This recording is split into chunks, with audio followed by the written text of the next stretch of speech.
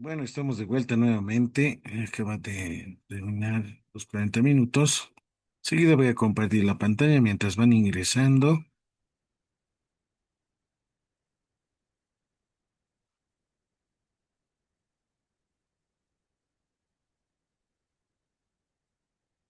Bien, mencionamos justamente algunos aportes esenciales, ¿no?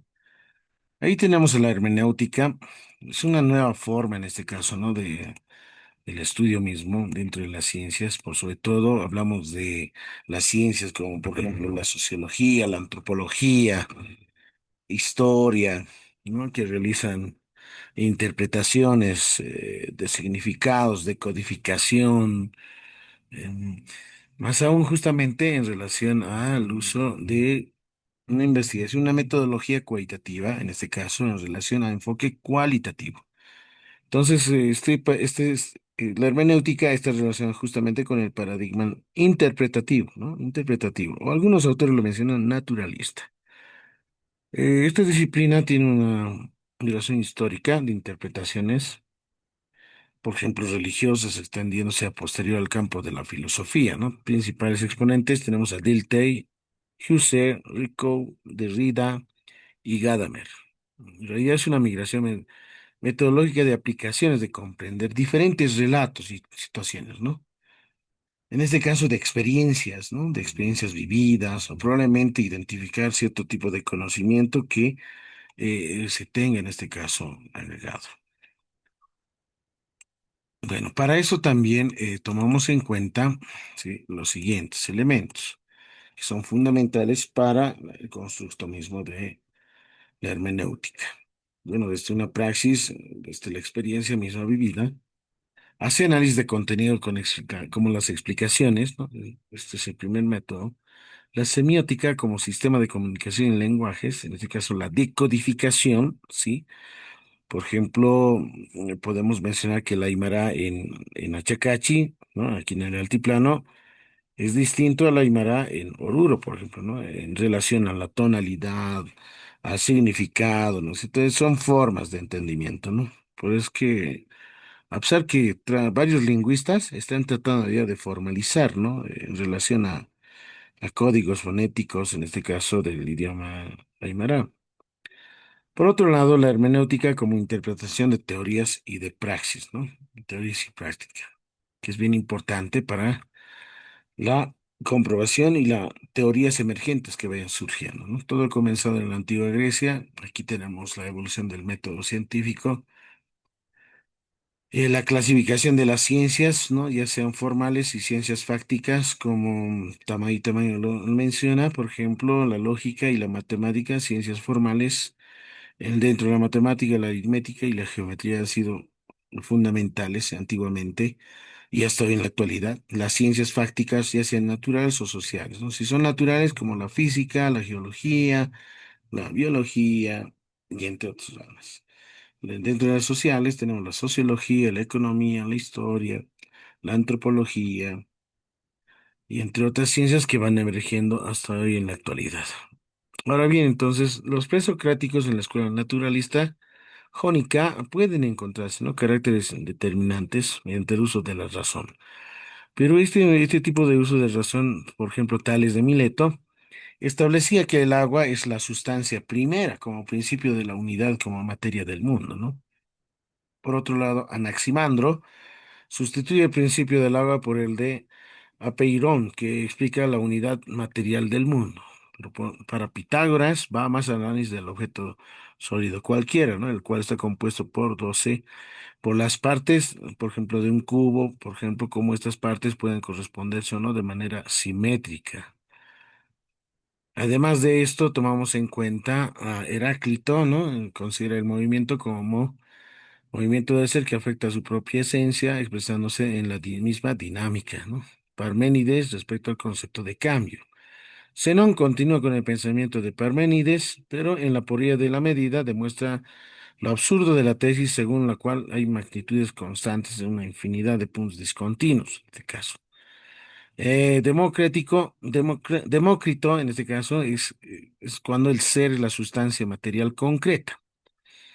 El no ser es el espacio vacío en este caso, ¿no? Es una tesis de los siglos más tardes que se ha tomado en cuenta dentro de la corriente del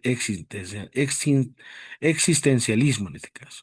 Arquímedes toma en cuenta a mitad del siglo III antes de Cristo, que incorpora la inducción, ¿no? La inducción como un método de análisis, ¿no? Obtener conclusiones generales a partir de las premisas particulares, ¿no? Es razonamiento, ¿no? De lo particular a lo general. De la misma forma, aporta con axiomas y teorías o teoremas que vuelven al punto de partida de la revisión de la misma experiencia. Y es así como también los presocráticos implementaron un método de reflexión de campos filosóficos, de cuestiones jurídicas, educativas, cosmológicas y entre otros. Tenemos ahí Sócrates, ¿no? Con respecto a la mayéutica, la duda metódica, la hermenéutica, la dialéctica, la lógica y la ironía son aportes esenciales y fundamentales dentro de las corrientes. Platón menciona las ideas y la dialéctica, ¿no? Las metáforas, las leyes, la percepción sensible de apariencias, ¿no? Es decir, surgen como mera opinión, como al ser justamente un doxa, ¿no? Entonces, la verdad o la realidad están en el mundo de ideas. Aristóteles toma en cuenta el método lógico formal, en este caso, que descubre las formas, ¿no? En este caso, Platón como Aristóteles aparece la idea de la ciencia recientemente. Y es así que la ciencia moderna contempla, por sobre todo, a Galileo, una metodología de ciencia unificada en investigaciones teóricas y experimentales, ¿no? En un todo único. Para Isaac Newton, la matemática y la filosofía natural justamente habla del método de análisis y este tipo de método es bien importante, ¿no? Al predecir el método de la síntesis, ¿no? Porque son varios métodos en él, ¿no? Aparte del método deductivo, inductivo, método analítico, método sintético de síntesis, o método de análisis, método comparativo. El método hipotético deductivo, que es justamente la premisa generalizada del método deductivo en este caso, ¿no? Tenemos métodos etnográficos, son varios, un conjunto de métodos que es justamente la metódica para el uso mismo de la investigación. Y esto es lo que también mencionamos dentro de nuestras investigaciones, dentro de la tesis de maestría o de doctorado, que es bien importante. Entonces, la posición misma de la duda metódica, por ejemplo, relaciona en la certeza, en decir pienso y existo, es decir, tengo un conocimiento racional, será sensible en este caso, o tengo un conocimiento intuitivo, tendré un criterio de claridad, de distinción y al final Dios existe y es veraz, ¿no? Hay ideas innatas, hay ideas adventicias, por supuesto. Entonces, el conocimiento absolutamente es más amplio en este caso, ¿no? La influencia de Immanuel Kant en el pensamiento toma en cuenta los siguientes elementos fundamentales, ¿no? En las inferencias de juicios condicionados por ciertas categorías esquematizadas, ¿vale? Sí, axiomas de la intuición, ¿no? Anticipaciones de la percepción, analogías de la experiencia y postulados del pensamiento empírico. Por otra parte, sostiene Immanuel Kant formas de a priori, ¿no? Un procedimiento a organizar el conocimiento que le da una estructura. Y estas formas a priorísticas unidas al contenido del conocimiento que caracterizan justamente la síntesis del conocimiento, ¿no? Dentro del método científico. A Engels ha abordado el sistema categórico de la ciencia como un proceso mismo de desarrollo incorpora categorías en el conocimiento, su dialéctica, el conocimiento consiste en la revelación de contradicciones del concepto, es decir, realiza pruebas por contradicción, en lo cual la superación de contradicciones fue fundamentada y desarrollada por la lógica interna del desarrollo, ¿no? En este caso se lo conoce como tesis, antítesis y síntesis, ¿no? Por ejemplo, hemos hablado de la lógica P implica Q, ¿no? Entonces, una contradicción a esta sería justamente la negación misma, a esta lógica que hemos denotado, ¿no? Por ejemplo, la misma que contempla la negación de esta, ¿no? Es decir, no P, ¿no? Aquí lo voy a denotar control Z, ¿no? La negación, por ejemplo, no es la negación, no, no P implica no Q, por ejemplo, ¿no? Y esta contempla otra forma, otra estructura, ¿no? Lógica en este caso, ¿no? Dentro de la lógica simbólica formal de proposiciones. Por ejemplo, estas son proposiciones simples simplemente, ¿no? Proposiciones simples. Pero hay proposiciones compuestas, ¿no? Por ejemplo, la P mayúscula y la Q mayúscula, ¿no? Si han podido observar, también tiene una estructura lógica, ¿no? Entonces aquí ya esto se lo ve como premisas, ¿no? Ya proposiciones compuestas más grandes, en realidad, bajo cierto tipo de sentido también lógico en el que se utiliza, ¿no? Ahí tenemos modus tollendo tollens, modus tollens, ¿no? Modus ponens, tenemos el silogismo hipotético deductivo, que son dentro de la misma lógica que se ha tomado en cuenta, ¿no? Bien, Karl Marx también tiene una visión historicista, habla más de la teoría de conflictos en relación a producción y a la lucha de clases, en relación a técnicas, ¿no? La división del trabajo, derecho. Es una corriente en relación al materialismo histórico, un sistema económico que es una superestructura en base a normas, la filosofía y entre otras, y una infraestructura de relaciones de producción y economía, los aportes esenciales y fundamentales. Y sus teorías impactan fuertemente, ¿no? Dentro de la política, ¿no? Dentro de las políticas estatales, por ejemplo. Aquí tenemos a Max Weber, también uno de los aportantes dentro de la ciencia industrializada, ¿no? Hay varios campos de conocimiento en derecho, economía, religión, sociología. Está relacionado con el pragmatismo, y por sobre todo factores culturales y políticos, que tienen una gran influencia en el desarrollo económico y el comportamiento individual. Tenemos a Spencer, que menciona las ideas dominantes, ¿no? En la teoría de evolución de la libertad, que ha incorporado conceptos técnicos como la supervivencia, superorgánico, función, estructura y sistema. Y menciona que el universo se explica en términos evolutivos, incluyendo sociología y ética personal. Bueno, la sociedad es un sistema de organismos no diferenciado simple, y esta sociedad es un organismo biológico. Por analogía se deduce el comportamiento social. Además de esto, importantes referentes para construir marcos teóricos como ser Rousseau, contrato social, la razón, ciudadanía, moral, derecho y educación. Saint-Simons menciona la sociedad como objeto de estudio, una ciencia positiva al servicio de la sociedad. Auguste Comte es el mentor del positivismo. Tiene aportes en la sociología científica y humanista. Emile Durkheim, en relación a la sociología y antropología como ciencias, se centraba más en los aspectos de la industrialización. Schiller hace la diferencia entre el bien y el valor, que propone un sistema de valores jerárquicos de sus propiedades y por sus fines. Thomas Kuhn, en relación a paradigmas que no son fenómenos extraños, son meramente de ver las cosas, son funcionales al cambiar el paradigma, cambio de percepción y del mundo en este caso, ¿no? Karl Popper, en relación al ensayo y error de la teoría de la falsación y la falibilidad, refutación, autocorrección, que son términos esenciales, aportes dentro de esta teoría, a ser falsable, ¿no? Toda hipótesis puede ser, en ese caso, comprobada o falsada para ver si evidentemente emerge una nueva teoría. Y el pensamiento complejo de Edgar Morin toma en cuenta una complejidad, y es un conjunto, en este caso el paradigma de la complejidad de principios, ¿no? Unidos con otros que podrían determinar condiciones de una visión más compleja del universo. Una lógica que afronta desde diferentes conjuntos dialógicos, ¿no? En este caso hablamos de orden, desorden, caos, equilibrio. Y el pensamiento complejo no necesariamente es una dificultad, ¿no? Puede comprender diferentes dimensiones cuantitativas o interacciones de fenómenos de incertidumbres, indeterminaciones. Ahí está la aleatoriedad, ¿no? Lo que es justamente la teoría de juegos al azar, el orden y el desorden dentro de nuestras realidades, ¿no? Entonces, esta idea de la complejidad no fue percibida por la ciencia tradicional cartesiana, ¿no? De René Descartes, en este caso. Y es así que nuestra sociedad está enmarcada en un mundo global, estamos todos comunicados, tenemos sistemas de información, aplicaciones, plataformas y redes, y entre otros, y ahí está justamente el cerebro, ¿no? Dentro de las neurociencias, pues sobre todo, ¿no? El estudio mismo del cerebro, del proceso mismo, cómo esto se relaciona con otras ciencias, ¿no? La tecnificación en relación a utilizar mm, nuevas herramientas tecnológicas, las que van surgiendo y emergiendo.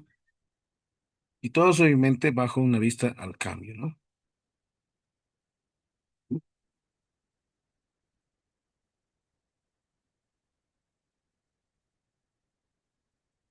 Aquí se tiene constructos de pensamiento, ¿no? Algunas fórmulas posibles. Mm. Dogmatismo, escepticismo, subjetivismo, relativismo, pragmatismo, criticismo, racionalismo, empirismo, intelectualismo, apriorismo. Mm. Son las revoluciones del pensamiento, ¿no? En este caso, pensamiento crítico, Immanuel Kant. que busca justamente una posición intermedia entre el dogmatismo y el escepticismo, ¿no? Basados en la razón, ¿no? Se refiere más en la acción de examinar. Entonces, el criticismo kantiano supone una síntesis del pensamiento, y esta síntesis toma en cuenta justamente en base a una reflexión epistemológica. El criticismo es la actitud que afronta al mundo, ¿no? En una prospección exageradamente crítica, ¿no? Y considera con ninguno de los conocimientos auténticos. Bueno, el mundo contemporáneo en ocasiones presenta paradigmas absolutistas, dictatoriales, alienantes y entre otros pensamientos, ¿no? A veces son cerrados en realidad. Entonces, Kant pretende establecer cuáles son los límites y posibilidades de nuestro conocimiento. Implica tres aspectos, ¿no? La premisa de limitación de capacidad de conocer, no pueden conocerse los hechos ni pueden construirse un saber sin antes que éstas no sean establecidas sus condiciones, y que la investigación de los límites más allá de los cuales podemos seguir avanzando, ¿no? Las formas a priori, conocer son espacios de tiempo, de categorías, y en relación a la crítica de la razón pura de ideas expuestas por esta situación, en el cual el dogmatismo es una doctrina fijada al conocimiento, no es un problema para el dogmatismo, ¿no? No se puede considerar una posición de sujeto. Puede ubicarse dentro del plano teórico, ¿no? Es un modo de pensar que acepta determinadas opiniones, doctrinas, normas, como si fueran postulados, ¿no? O principios incondicionales, ¿no? Dentro de esta corriente filosófica, ¿no? Además de eso, podemos mencionar que el dogmatismo insistía en justamente algunas características fundamentales, ¿no? Estructura mental cerrada, poco abierta al diálogo, no respetan el individualismo, muy memoristas en realidad, ¿no? Tipos de dogmatismo pueden ser religiosos, por ejemplo, ¿no? La parte de la catequesis, la parte política, racial, corporativa, económica, militar, sexual y hasta científico, ¿no? Se llegan justamente con este tipo de corriente, ¿no? Del dogmatismo. El escepticismo, hablamos y proviene justamente del concepto de indagar, supone siempre dudas extremas, ¿no? En un término que manifiesta el contrario al dogma, que incorpora duda, la duda metódica, ¿no? Y es así que Byron de Ellis es justamente el que creó el escepticismo. Todo lo que podamos alcanzar es un todo a poder reflexionar, ¿no? Y pensar sin llegar a pensar. Gracias a ello llegar a alcanzar la ataraxia en este caso, ¿no? Si nunca crees en algo, nunca te vas a decepcionar de haberte equivocado. Por lo cual, desconfiaba en realidad, ¿no? La percepción sensorial. Decía que nunca se puede llegar a conocer la verdad en sí. Pero es así también que el subjetivismo, emanado desde el sujeto al interno de la persona, en suposiciones, en proposiciones subjetivas, que expresan sentimientos y percepciones, ¿no? El subjetivismo pueden ser para algunos verdadero o falso, va a depender mucho en el sentido cómo observa cada uno de los sujetos, ¿no? O los investigadores, ¿no? Hay investigadores que son netamente positivistas, podemos interpretar una analogía de esa forma. Hay investigadores que son netamente interpretativos, ¿no?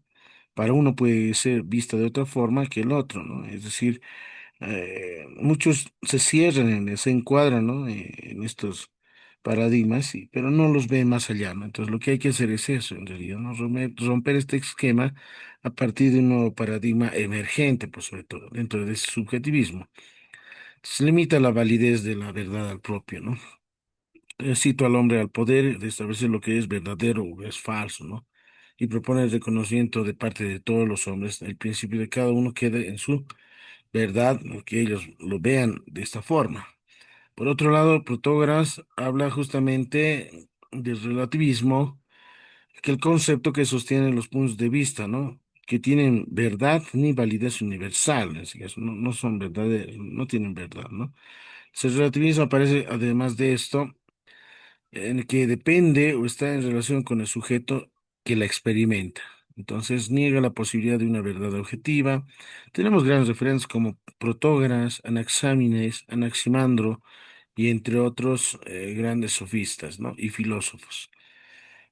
Aquí se tiene un cuadro en el que se habla justamente, ¿no? Filósofos que han condicionado nuestro pensamiento, los antiguos griegos, ¿no? Como Epicuro, Demócrito, Anaximandro, Anaxámenes, Genófanes, Prolágoras, Pericles, Diógenes.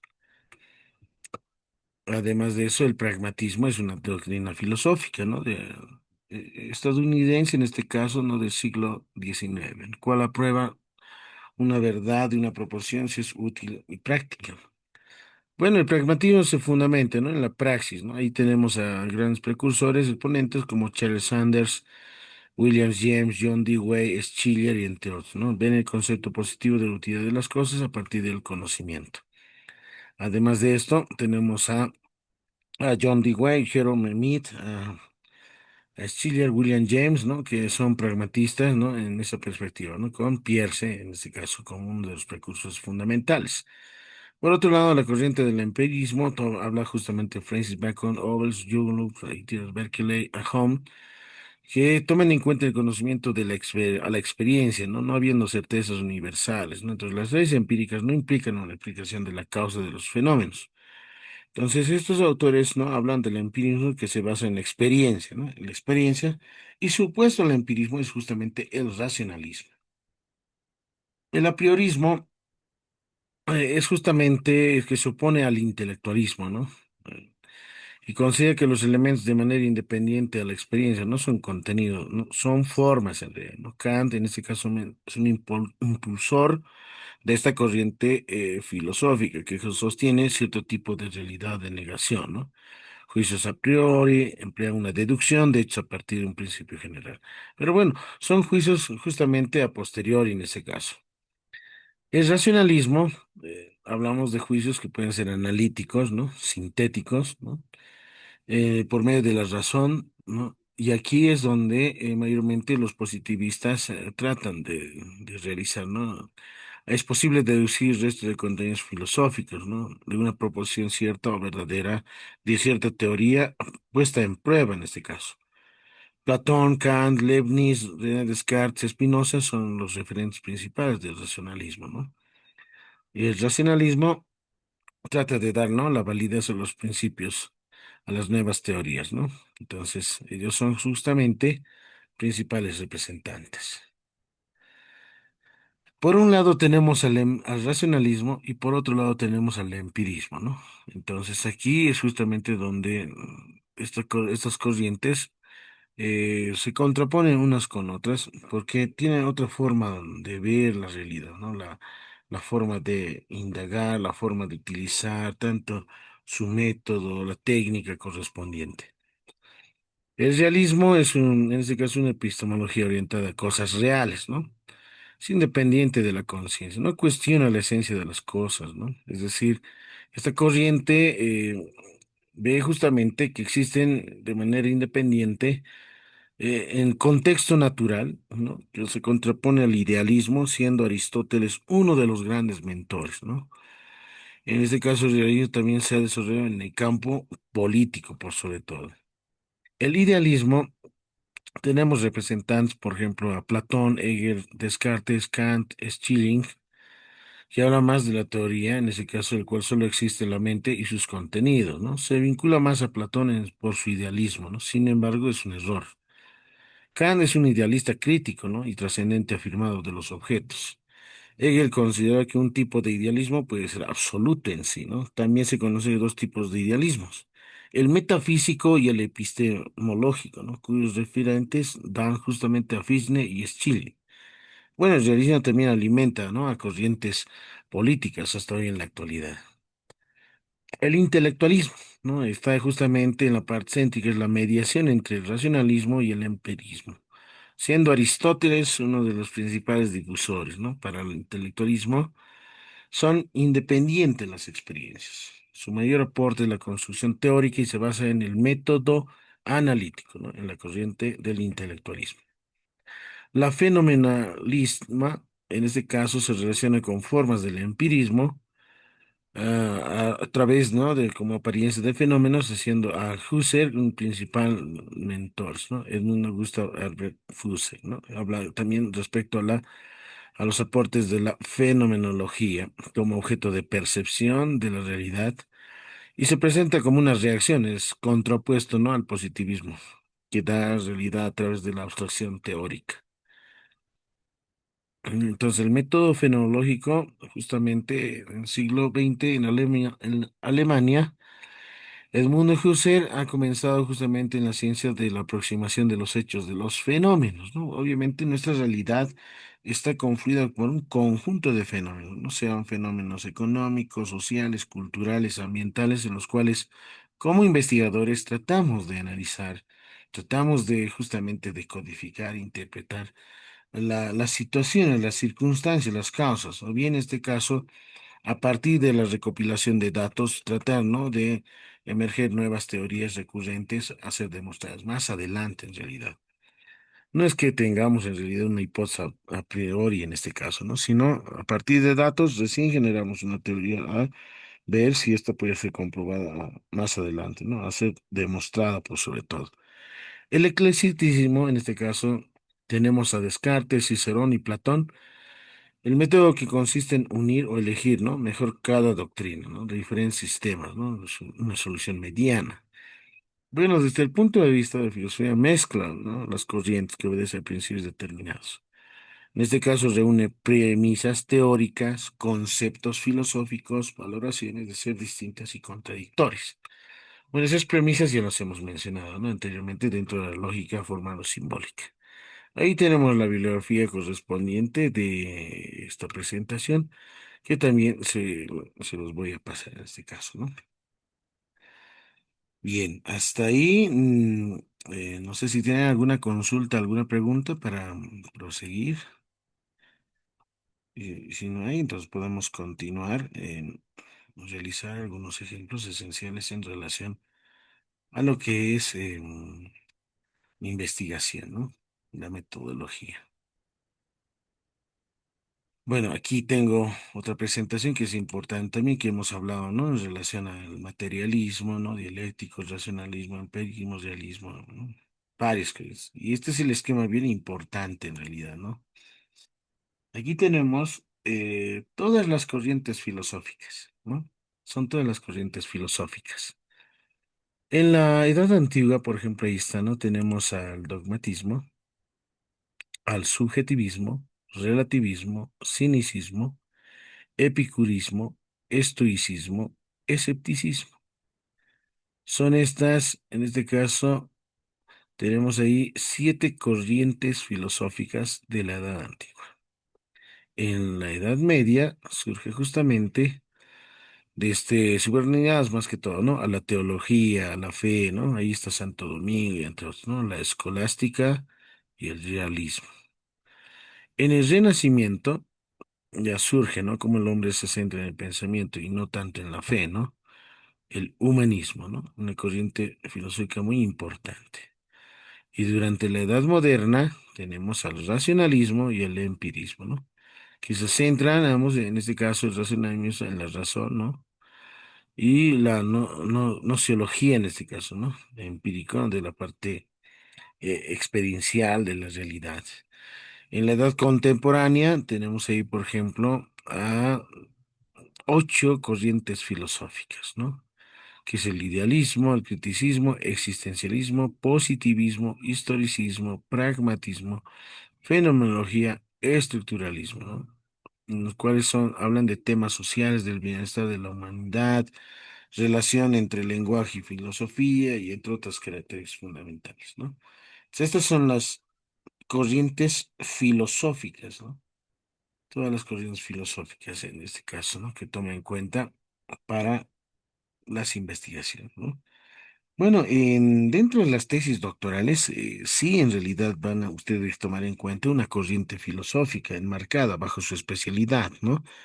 Por ejemplo, si eres pragmático, si eres, por ejemplo, empírico, eso depende justamente, ¿no?, de la forma, en este caso, del estudio, del área, de la disciplina donde ustedes se encuentren, ¿no?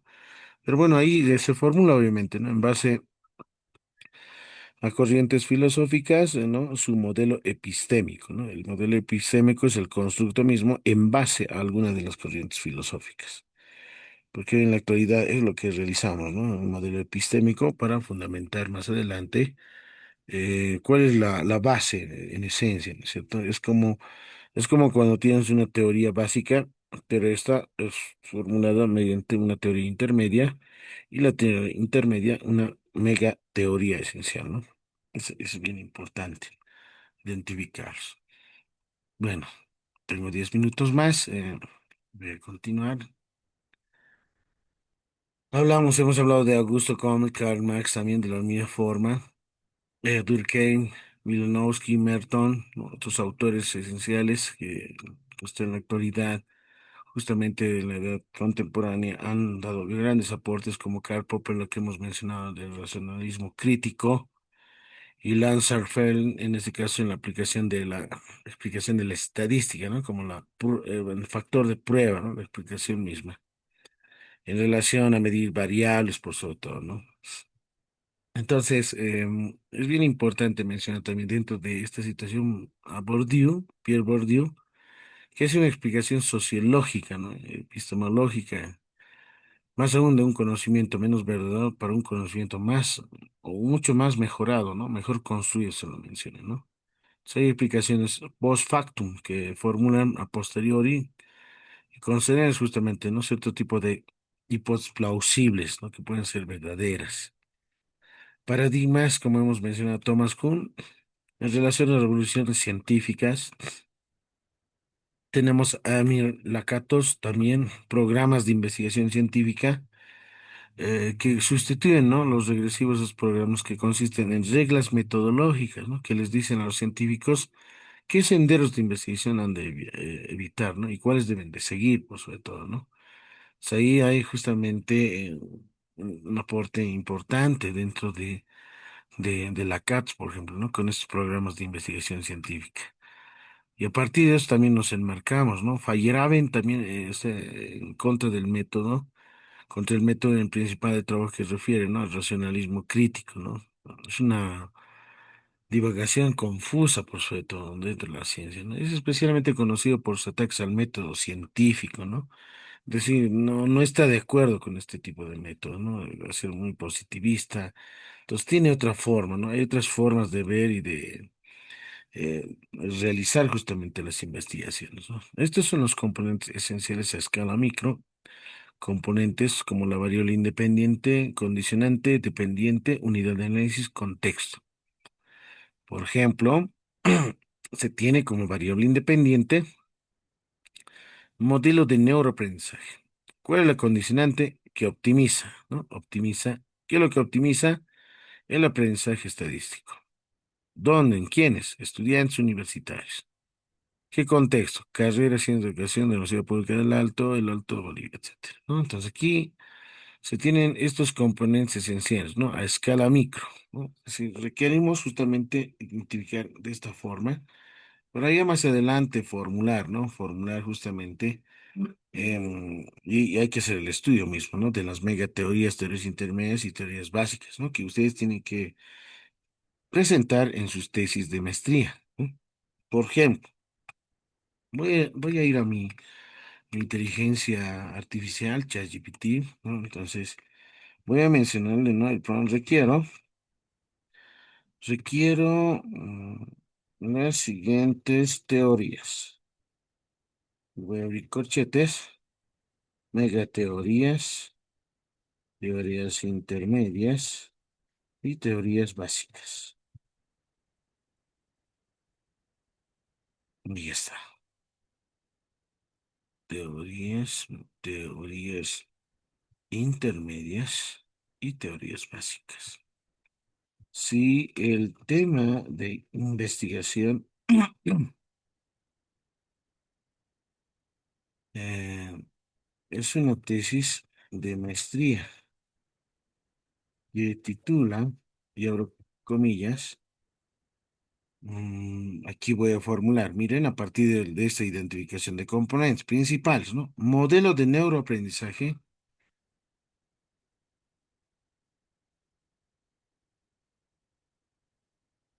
modelo de neuroaprendizaje,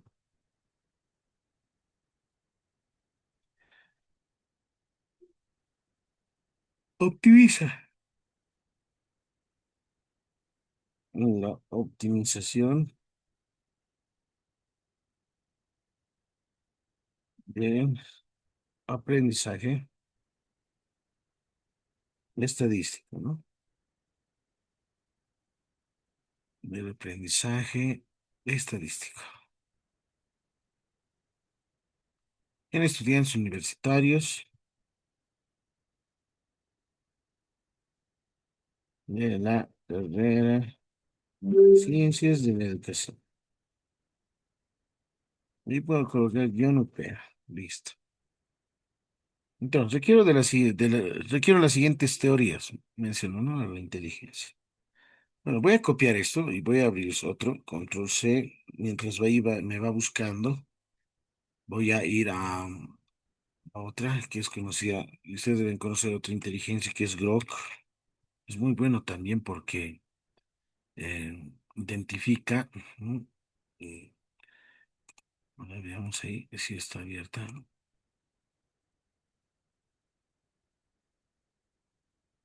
O bien, en otro caso, podemos utilizar también la Gemini.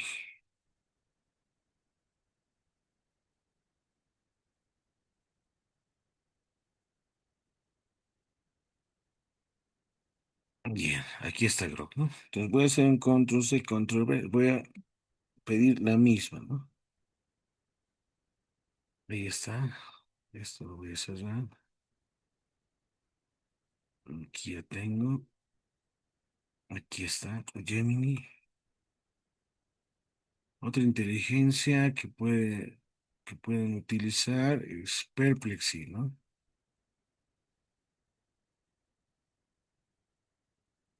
Perplexity.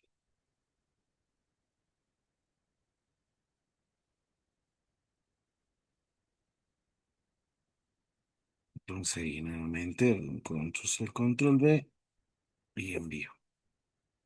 Yo tengo Perplexity, Gemini, esta conversación, activar, activar, listo. Ahí está, en ChatGPT ya lo tengo. Tres consensos, ¿no? Consensus es otra inteligencia artificial que también da buenos aportes, ¿no? Buenas ideas en relación. Pero este está más con indexaciones, ¿no? Con repositorios. Veamos si logra.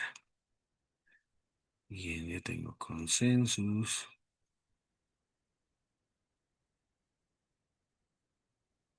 Bien, ahora voy a ir con el ChatGPT. Es la versión 5.1. ¿Qué es lo que me genera? Miren, en primera instancia, la inteligencia artificial, a partir del tema que le he dotado, identifica la variable independiente, modelo de neuroaprendizaje, y la variable dependiente, optimización del aprendizaje estadístico. Megateorías, como cuáles, por ejemplo, ¿no? A ver, macros. Las megateorías son a nivel macro, ¿no? Por ejemplo, habla del paradigma constructivista del aprendizaje, ¿no? Autores como Piaget, Vygotsky, Brunner. Segundo, el paradigma sociocultural del aprendizaje, ¿no? Autor clave, Vygotsky. El paradigma de la educación basada en competencia en educación superior, ¿no? En este caso hay varios modelos, ¿no? Enfoque de neurociencia cognitiva aplicada en la neuroeducación. Entonces, como pueden observar, me ha generado cuatro megateorías en relación al tema que le he formulado. Por otro lado, las teorías intermedias a nivel meso, ¿sí? Son teoría del aprendizaje significativo de Hobsbawm, teoría de procesamiento de la información, tenemos la teoría sociocultural del aprendizaje, hablamos en este caso de Vygotsky, ¿no? Son las de desarrollo próximo, enfoque de neuroaprendizaje, neurodidáctica, teoría del pensamiento y razonamiento estadístico. Me genera cinco teorías intermedias. Luego las teorías básicas a nivel micro, ¿no? Son más específicas. En este caso, teoría de la memoria de trabajo y memoria a largo plazo. Tenemos a la teoría de la carga cognitiva de Schweitzer, ¿no? Tenemos la teoría sobre la atención, motivación y emoción en el aprendizaje, principios de reforzamiento y feedback, conductismo avanzado, didáctica específica de la estadística. También me genera cinco teorías básicas, ¿no? Entonces, ChatGPT, por ejemplo, me ha generado, ¿no? Y aquí tengo de manera sintética, ¿no? En un esquema marco teórico, ¿no? Ahí están las cuatro megateorías, cinco teorías intermedias y cinco teorías básicas. Veamos.